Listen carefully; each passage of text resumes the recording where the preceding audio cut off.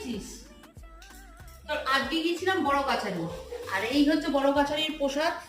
Just এসছি, বেশিক্ষণ হয়নি, এখনো প্রসাদ কাউকে দেওয়াও হয়নি।